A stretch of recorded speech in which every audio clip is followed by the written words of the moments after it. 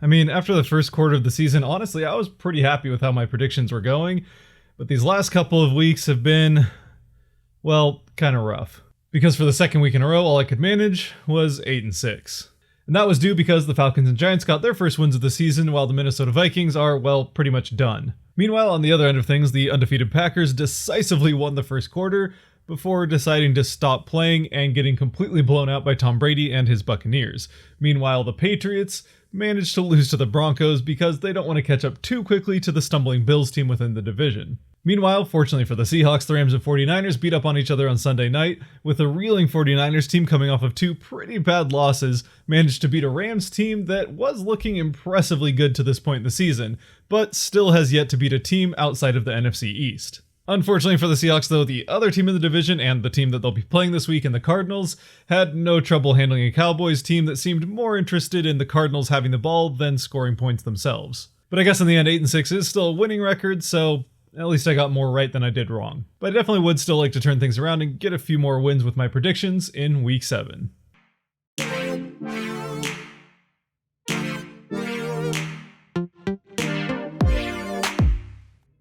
By the way, if you do find yourself enjoying this video at any point and you like to enjoy things, the subscribe button can help you out. And speaking of enjoying things, as we do get into Week 7's games, starting off with Thursday Night Football, well, I'm not sure there's going to be a whole lot on Thursday that you're likely to be enjoying. Because if you were even hoping to avoid the presidential debate, which is going to be a shit show in of itself by watching Thursday Night Football, unfortunately this game probably isn't going to be much better. And that's because this game between the Eagles and Giants features two teams from possibly the worst division in the history of the NFL. And as someone that watched every game of the 2010 NFC West, that is not something that I say lightly. And if you're wondering what could possibly produce a worse football game than a divisional matchup from this tank factory of a division, well, I think putting one of those games on Thursday night should probably do the trick. Ultimately, the only people that might enjoy watching a game like this are fans of teams like the Lions, Vikings, or maybe Falcons that can at least look at these teams and think, well, at least we're not that bad. As far as the game goes, though, while this does seem like just the kind of game that would end up in a tie, it is most likely that one of these teams will win. And while I don't think that I can say there's a better team that will win this, there is a team that is less worse. Or not quite as bad, or however you want to look at it. And as far as I'm concerned, that team is clearly the Eagles. So I have them winning this game 28-17. Oh, and just in case you thought at least it's a good thing that we're getting the worst game of the week out of the way first, well, there still is another game in Sunday morning that features the other two teams in this division. And honestly, between these two dumpster fire teams, I'm not even sure which one was more of a blazing inferno over the course of this last week. Because while the Cowboys didn't even look like an NFL team as they played against the Cardinals on Monday night, the Washington football team did lose to a winless Giants team and then announced that they're likely to stick with the football team name for the 2021 season. I mean, to be honest, I just don't want to waste any more of my life or your life talking about this game, especially considering the fact that because the Cowboys are in it, it's likely to be one of the out-of-market games that's available for people that don't have Red Zone. But if you're picking who the best players in this game are, well, they do pretty much all belong to the Cowboys, so that has to be worth something, right? Cowboys win 27-24. If you watched my predictions from last week, you might remember that I introduced something called the Somebody Has to Win This Game of the Week. And with the two NFC East matchups already out of the way, you might be wondering what could possibly be carrying that title for Week 7. And look, to be honest, yes, one of those matchups is likely to be the worst of the week, but it seemed like a little bit of low-hanging fruit, especially considering I picked an NFC matchup for last week. Plus, I didn't want to just randomly pick one of two games that are likely to be equally terrible. So instead, that dubious honor will go to the Detroit Lions at the Atlanta Falcons. Now, although I am going to pick the Falcons to win this one 33-31, honestly, either one of these teams is just as likely to win it as the other one, because really the story for both of these teams are pretty much the same, because on paper they seem like teams that should be able to compete at least for a wildcard spot.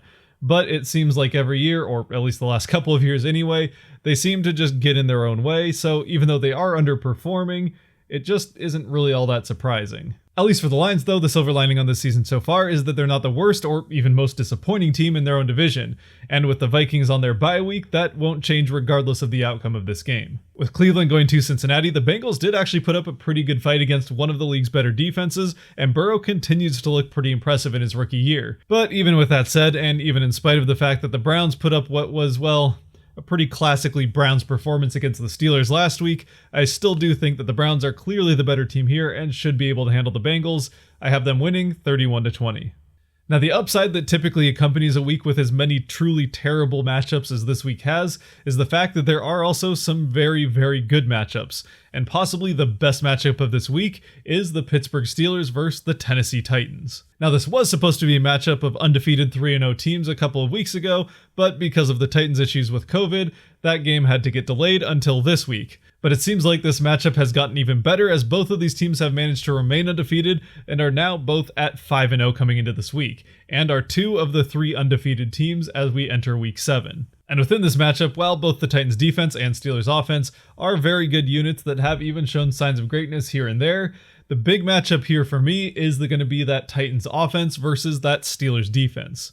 And while neither one of these units has put up spotless performances in the season so far to this point, Ryan Tannehill has surprisingly been one of the better quarterbacks to this point in the season. And then of course there's Derrick Henry, who's coming off of a game where he rushed for over 200 yards, all facing up against the Steelers defense that's allowing the 3rd least points per game in the league. And although coming into the season I did think that this was going to be an important matchup in the wildcard race, it now seems like this is an important matchup for both of these teams to maintain pace to win their respective divisions. With that in mind though, I do think that for the Steelers this game is going to be a little bit more important to get the win in.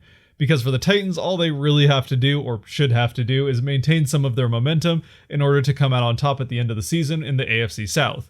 Meanwhile for the Steelers, even with the Browns seemingly under control, they still have to deal with the Ravens for 2 games in the season, and that will definitely be a difficult challenge. So when it comes to who's going to win this game, honestly, I could see it going either way. And it is probably worth mentioning that while both of these teams have definitely earned their 5-0 records and have looked very impressive to this point, they have probably been helped out a little bit by somewhat softer schedules to this point in the season. With that being said though, I do think that the Titans have the more impressive win between the two teams when they absolutely handled the Bills a couple of weeks ago. So I am going to give the Titans a little bit of an edge in this game, and I have them winning 23-20. With Carolina at New Orleans, even after their loss to the Bears, I still do think that the Panthers are very clearly a better team than most people expected them to be, especially without CMC. But in the end, there's really no way around the fact that talent-wise at least, they just don't match up against the Saints. So while I do think that the Panthers should be at least able to give the Saints a game, especially with Michael Thomas back, I don't see the Saints losing this one. I have them winning 31-24. With the Jets hosting the Bills after a hot start, it's been a frustrating couple of weeks for Bills fans. But if the Jets are going to get a win this season, it's not going to happen this week, and it's not going to happen against this team. Bills win 34-6. With the Packers facing the Texans, both of these teams have struggled with some receiver issues to this point in the season. Although for the Packers, it's been due more to injuries, while for the Texans, it's been, well, let's say other reasons. Fortunately for the Texans, though, a couple of weeks ago, they did manage to solve the problem that caused this issue for them. Unfortunately, however, the Packers have also solved this problem as their receivers have started to get healthy. And on top of that, even if they didn't necessarily show it last week against the Buccaneers, the Packers do at least have a somewhat competent defense. Meanwhile, the Texans, well, they have one of the 9 defenses in the NFL that's giving up more than 30 points a game. Which again, last week's Packers performance aside, is probably not going to be enough to stop Aaron Rodgers or really even slow him down all that much. So I have the Packers winning this one 37-24. With Kansas City going to Mile High, it has to be said that the Broncos did have the most surprising win of last week.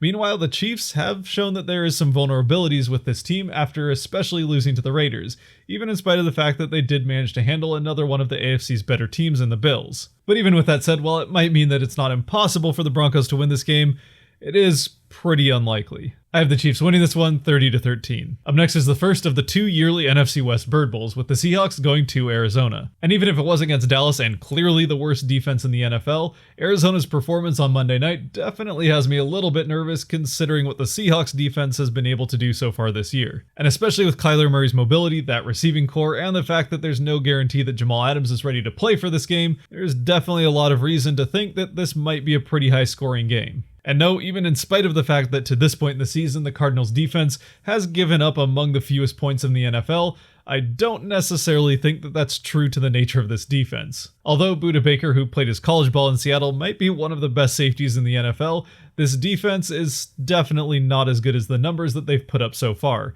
And if there's a team that's going to expose that, it's probably going to be this one with Russell Wilson and this Seahawks offense. But the fact that the Seahawks have the better of the two offenses in a game that doesn't necessarily feature great defenses is not the only reason that I think the Seahawks have an advantage going into this game. Because it is also worth mentioning that the Seahawks are coming off of their bye week, which does have an impact in the game, especially in a year like this where players really don't have all that much to do other than to go to the facility and continue to prep for the next game, even if they aren't doing full practices, and especially for a team that doesn't have COVID issues. Plus, there is also the fact that for whatever reason with this particular matchup, over the last few years, the home team, well, pretty much seems to always lose.